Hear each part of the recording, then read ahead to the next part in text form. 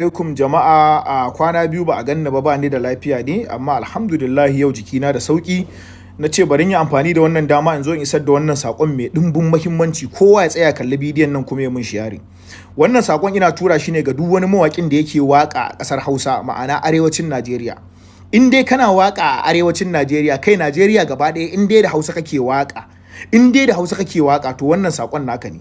Kuma wannan sakon ba ana shawartan ka bane, ba kuma ana neman izinin ka bane, a'a umarni ake baka kai tsaye. Wannan ya zama maka dole ne, ba ana shawartan ka bane ko neman izinin ka ko neman yaddarka.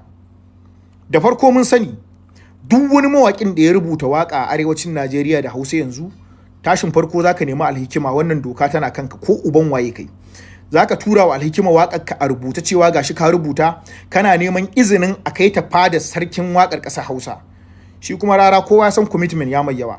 Idan ka rubuta waƙa yau, in ya ce sai nan da wata biyu zai duba, wallahi baka isa ka rera waƙan nan ba, sai ka jira sa.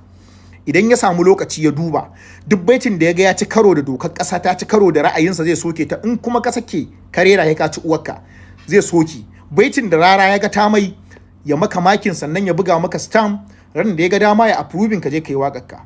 Sannan sanin kanmu ne yadda ake waka a ƙasar Hausa shine baitin farko ana wa Allah baiti ne, a ce a yabi Allah, a kima Allah kirari, a gode mai da irin ni'imomi da baiwa da yama na mawaki. Baiti na biyu a wa Annabi salati, a kira sahabbai.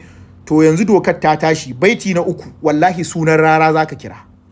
Baiti na uku sai kama rara baiti, ka yabi rara, ka rabi alhikima, ka hada da sauran mukarraban shi su Ahmad AK su yi saboda sauransu duka a baiti na uku. Wannan doka ce.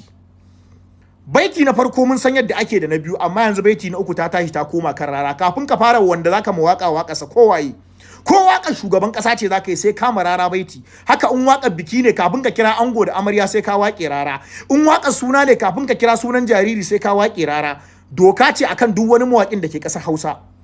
Idan kunne ya ji jiki ya tsira, ni sako aka ban in baku. In kunne ya ji jiki ya tsira. Idan kuma mutum yana jin ya cika ɗan iska, dan Allah ka yi waƙa, karka warara baiti a ciki.